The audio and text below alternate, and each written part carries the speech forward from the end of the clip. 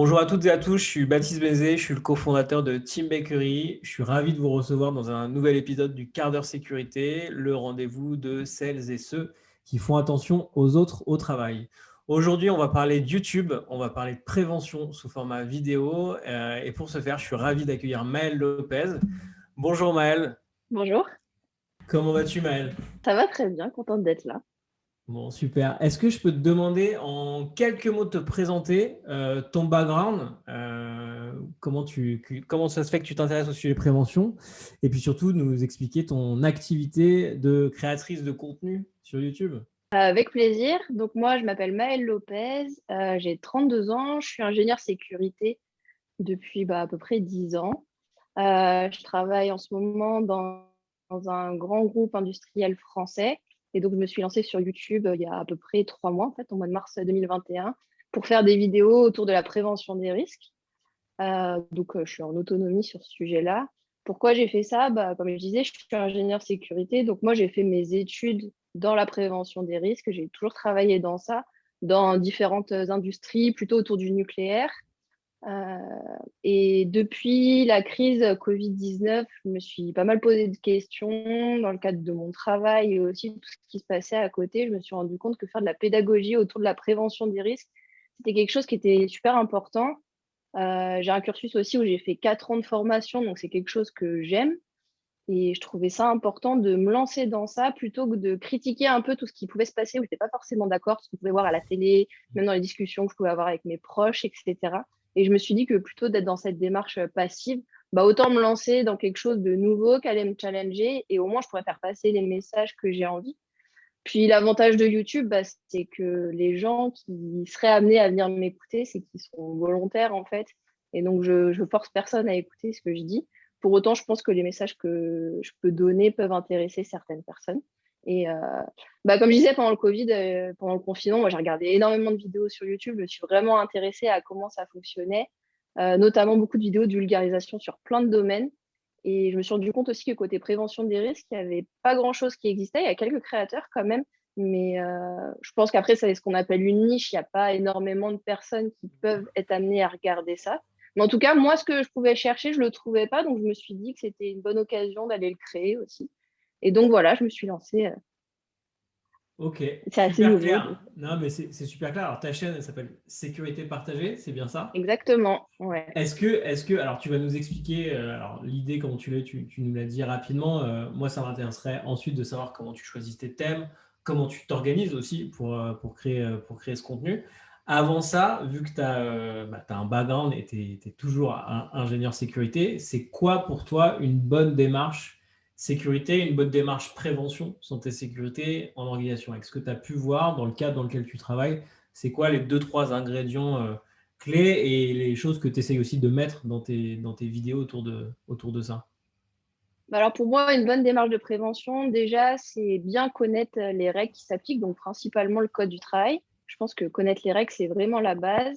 Et après, c'est savoir les faire passer et aux personnes qui sont concernées. Donc le plus important pour moi dans une bonne démarche de prévention, c'est qu'elle soit comprise par les personnes qui vont devoir appliquer les règles. Parce qu'on aura beau mettre en place tout ce qu'on veut, si au final les personnes qui sont concernées ne comprennent pas les règles, ou ne comprennent pas le sens qui se cache derrière, ça fonctionne pas trop, quoi. Donc pour moi, c'est vraiment ça, c'est de la communication et de la compréhension des gens pour qu'il y ait de l'adhésion dans la mesure du possible derrière. Ok, super clair. Et du coup, alors, pour revenir à ta chaîne, alors, tu es au début, tu as commencé en mars 2021 à publier, alors, en tout cas à publier. Pour les gens qui nous regardent dans un petit moment, on est début juin 2021, donc ça fait à peu près 3 mois. Avec 3 mois de recul, est-ce que tu as déjà réussi à, comment dire, à voir comment identifier tes sujets, à organiser aussi ta production? Je vois qu'il y a beaucoup de montage dans ce que tu fais. Ça m'intéresse un peu de savoir comment tu crées tout ça, quel est le process. Est-ce que c'est des situations que tu as vues dans ton quotidien que tu répliques ou est-ce que c'est des thèmes que tu trouves en disant ces thèmes-là sont populaires, il faut que je les attaque?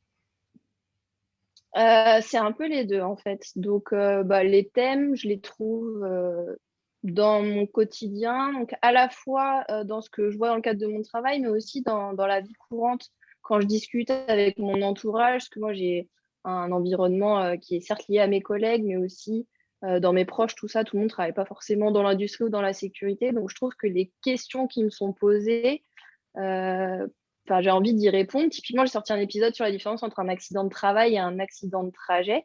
Et je me suis rendu compte, en discutant avec des amis en fait, qui ont eu des accidents il n'y a pas très longtemps, qu'ils ne faisaient pas du tout la différence entre les deux et qu'ils ne voyaient pas l'impact que ça pouvait avoir derrière au niveau de leur entreprise et au niveau surtout d'eux-mêmes, derrière en termes de reconnaissance et s'il y avait des prises en charge à avoir au niveau de leurs frais de santé.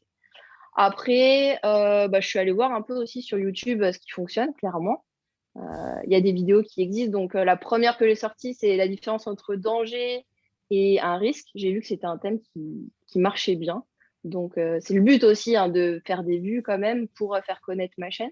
Donc, Ouais. il y avait ça. Et clairement, je ne suis pas en manque d'idées. J'ai une liste d'idées assez incroyable. Mais le problème, c'est plus le temps et l'énergie et aussi de savoir structurer la parole parce que, comme je te disais, je veux que ça soit de la vulgarisation et que ça soit accessible. Et quand on parle de tout ça, des fois, on peut vite partir dans soit des abréviations, soit dans des choses qui sont super techniques. Et la mise en pratique derrière, c'est un peu plus difficile à trouver. Donc, moi, je veux vraiment que ce que je dise, ça puisse être appliqué derrière.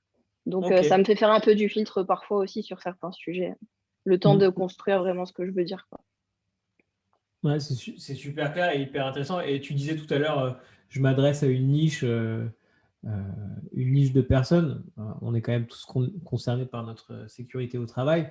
Toi, en termes de cible, les gens à qui tu parles, c'est qui? C'est tes homologues qui sont ingénieurs sécurité, responsables HSE, ou est-ce que ça va être quasiment n'importe quel collaborateur peut comprendre, toucher du doigt ce que tu abordes dans tes vidéos? C'est vraiment une question que je me suis posée au démarrage de quelle est la cible que je voulais avoir. Et moi, la cible que j'ai identifiée, c'est toutes les personnes qui veulent s'intéresser à la prévention des risques. Donc évidemment, on va retrouver toutes les personnes qui peuvent être préventeurs dans la prévention des risques, même dans la santé au travail. Mais je ne veux pas juste centrer mes messages sur ces personnes-là. Je veux vraiment que ça soit un peu plus large.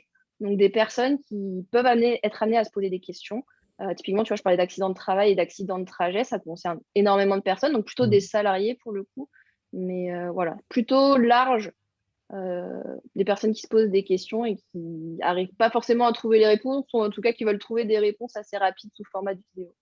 D'accord, super clair. Et alors, du coup, en termes d'accueil du public, alors même si c'est une niche et même si c'est le début, quel genre de retour tu as sur ce que tu crées? Je vois que tu communiques aussi beaucoup sur LinkedIn, ce qui est normal. On est sur des sujets pro, donc il y a pas mal de choses là-dessus. C'est quoi le feedback que tu as et c'est quoi enfin, je sais pas, ça t'ouvre des opportunités, des sujets, des nouveaux sujets à traiter, des partenariats? Alors, les retours, ils sont super positifs. Je m'attendais à avoir des retours de mes proches ou des gens que je connais, de Ouais. mon premier cercle, voire deuxième cercle. Mais c'est vrai qu'avec LinkedIn, je me suis rendu compte que ça tapait un petit peu plus large, même si ça reste quand même des gens, de gens qui me connaissent, je pense. Mais pas que, parce que regarde, on fait cette interview aujourd'hui, on ne se connaissait pas. Donc, c'est Bah bien que non. On ça s'intéresse ouvre au un même peu. sujet en Non, tout les cas. retours sont positifs.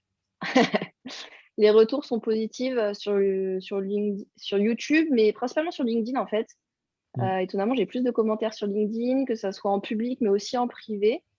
Alors après, je fais du tri aussi. J'ai eu des demandes de partenariat, mais j'en ai eu 2 pour l'instant. Ouais. Après, c'est pas mon objectif. Et non, c'est super bienveillant en fait. Et plutôt des encouragements. Moi, ce que je trouve Euh, Après, ouais.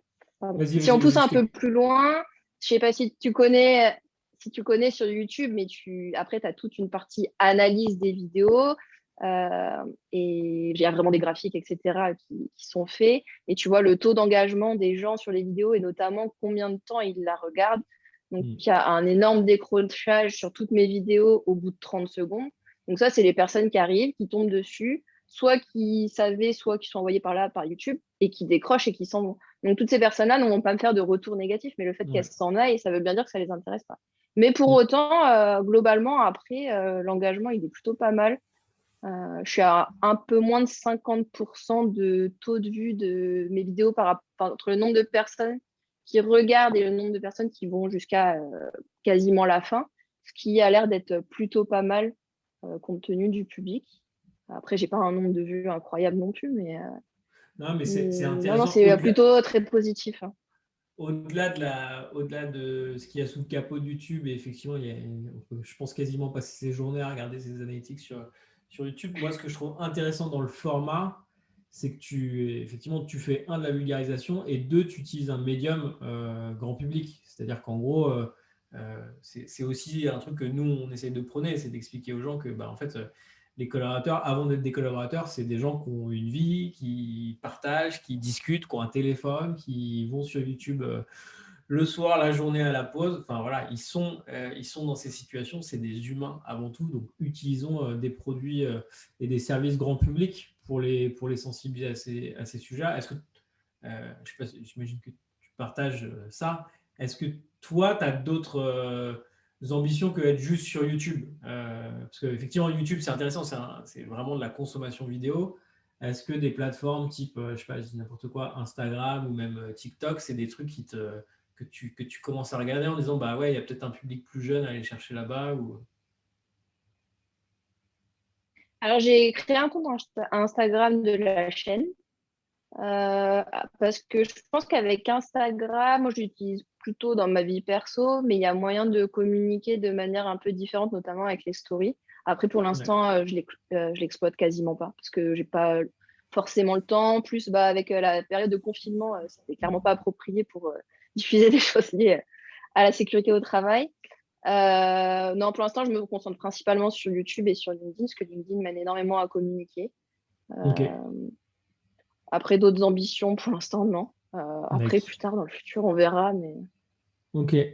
Et alors, moi, j'ai une autre question, c'est en termes de temps que tu passes sur le sujet. Alors, je ne sais pas si ton employeur regardera, mais bon. Moi, ça m'intéresse quand même de savoir, tu vois, le contenu, il est hyper qualitatif. Alors, c'est le début.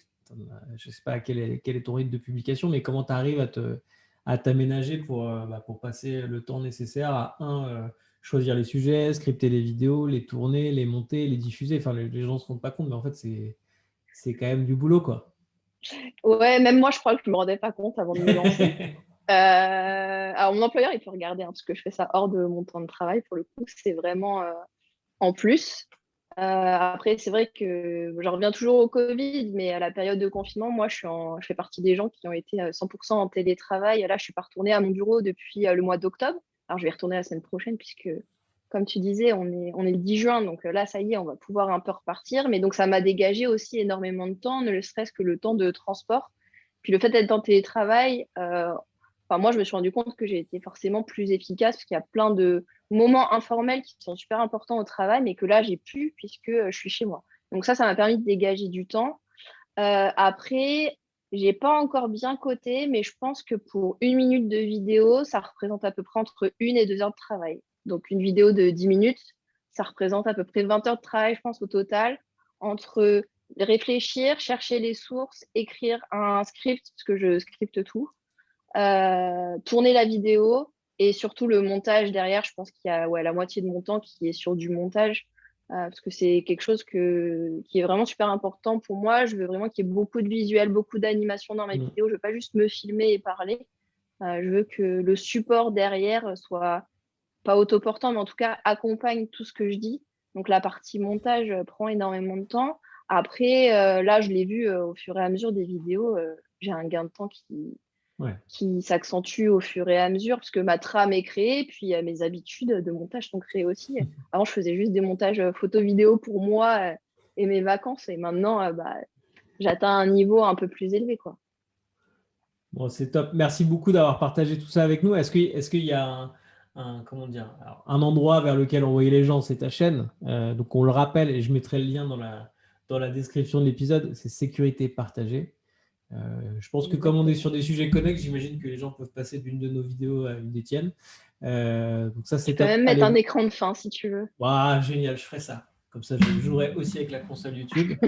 Non, écoute, c'est vraiment bien ce que tu fais. Moi, je voulais mettre un coup de projecteur là-dessus. Ce qu'on essaye de faire dans le Merci. quart d'heure sécurité, c'est effectivement mettre en avant à la fois des bonnes pratiques dans les organisations, mais aussi des innovations d'usage, des innovations techniques, et puis surtout des gens qui poussent ces sujets santé-sécurité hors des frontières des organisations, essayer de, à la fois effectivement développer les réflexes et surtout vulgariser.